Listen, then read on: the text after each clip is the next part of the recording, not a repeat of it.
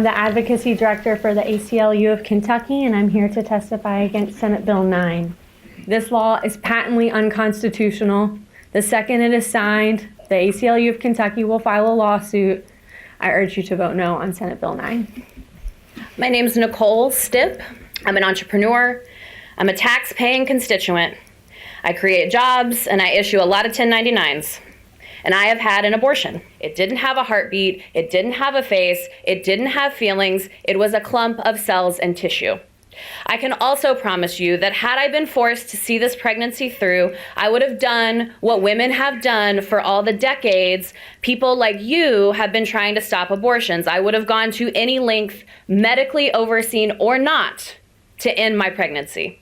I am just like the other 1 in 4 women that have had abortions. We do it because we cannot provide a life for children while we work for financial stability. We do it because we don't want to bear children and haven't yet had our IUDs or surgeries to prevent it. We do it because we're 18, have been sexually assaulted, and don't want to have a baby. Thank you for your comments, and we will now yield to the sponsor of the bill. Good morning, committee. I'm Senator Castlin, the sponsor of Senate Bill 9, the fetal heartbeat bill. And the first speaker is Abbey Johnson. And Abbey, if you can introduce yourself for the record. Sure. My name is Abbey Johnson. I worked at Planned Parenthood for 8 years. I was an abortion clinic director. And I listened to the testimony from the opposition of this bill, and I want to sort of go through some of that interesting testimony that we heard and many non-factual points that were made in that testimony. One thing that I kept hearing was that, there's no exceptions in this bill for any sort of rape or incest. Let me be clear. Even if they were, the ACLU wouldn't support it. Even if there were, Planned Parenthood wouldn't support this bill. So the fact that they're even bringing that up is really intellectually dishonest. Abortion can never, on its face, be safe, because in order for an abortion to be deemed successful, an individual and unique human being with a beating heart must die. That can never be safe for that individual human life. I want to talk specifically about what a first trimester abortion is and what it looks like from a person who ran a Planned Parenthood abortion facility and was there for 8 years. First trimester abortions are by and large the most common abortion procedure we see in the United States. A transvaginal ultrasound is standard procedure inside of every National Abortion Federation clinic, which includes every Planned Parenthood clinic. That transvaginal ultrasound is done for primarily one reason: to determine how far along the woman is in her pregnancy so that we knew how much to charge her for the abortion. After the ultrasound is performed, the ultrasound machine is rolled away. The doctor comes in, who, by the way, has no conversation with the woman before the abortion. The fact that many people say abortion should be a decision made between a woman and her doctor is laughable. There is never a time where the abortion doctor goes in, sits down with the woman, and goes over risk, alternatives, and benefits to abortion. It does not happen. The doctor starts performing the abortion. He's going to insert into the woman's uterus, into the cervix, metal dilation rods, graduated metal dilation rods. He's going to dilate the cervix enough so that he can insert something called a suction cannula. That cannula looks like a straw. It is graduated. It gets bigger depending on how big the baby is in the womb, so that the head will be able to fit through that suction cannula. He's going to insert that suction probe inside of the woman's uterus. Ultrasound guidance is not used. That is not the standard protocol inside of National Abortion Federation or Planned Parenthood clinics. He's going to take that probe and he's going to blindly poke around inside the woman's uterus until he thinks he has enough blood and tissue in a glass jar. That glass jar is going to go into a lab called the POC lab. POC in the medical community stands for products of conception. The products of conception is, of course, the baby. But you can't say baby inside of the abortion clinic. So we said POC or POC, or if the staff was feeling funny, they would say that it stood for parts of children. After all the parts were accounted for, the POC lab technician would dump everything out into a glass baking dish that sat on top of an X-ray light box, and she would reassemble the parts of the baby. Please understand me, I'm talking about first trimester abortion. Yes, there are parts. Yes, they must be reassembled. The baby is fully formed. Every internal organ is formed by 12 weeks gestation. So yes, there are parts, even earlier than 12 weeks.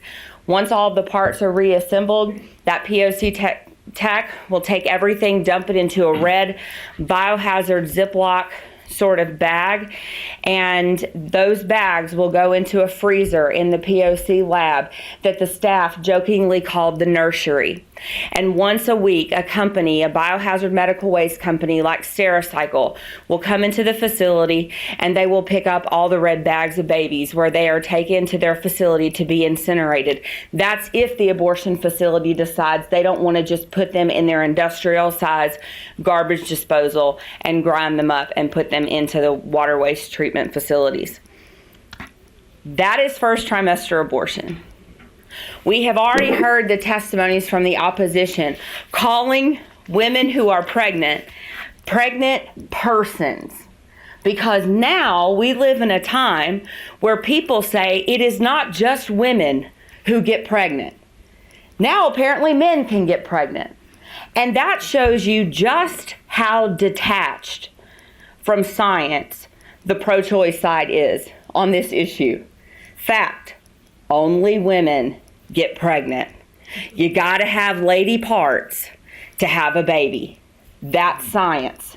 Science also tells us that from the moment of conception, unique and individual and unrepeatable DNA is formed. That DNA is human. Never in the history of the world has a woman ever delivered a cat or a dog or any other species other than human. That's science. Our history tells us time and time again that it is unjust to take the life of an innocent human being. It was unjust to dehumanize an entire segment of people when we were working to abolish slavery. It was unjust to dehumanize an entire group of Jewish people in the Holocaust.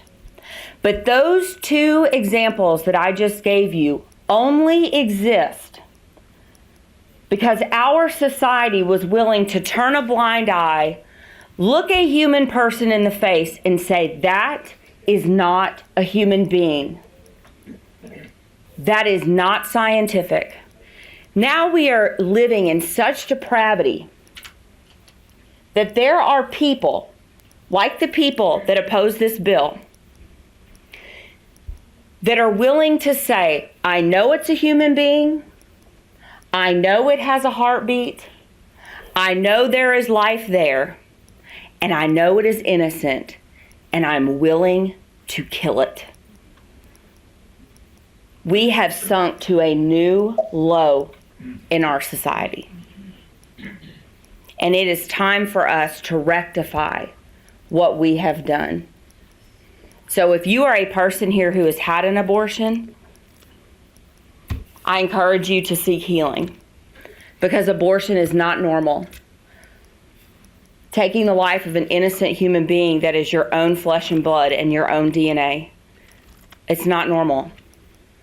And there are healing resources available.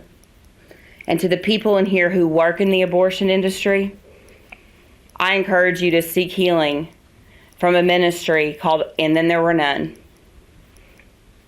We can get you out of the industry, and we can get you into line of work that you can actually be proud of.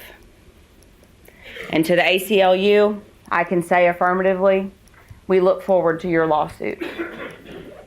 Senator Higdon. Aye. Senator Humphreys. Aye. Senator Parrott. Aye. The bill has passed. Thank you, ladies and gentlemen. Any other comment? If not, this meeting stands adjourned.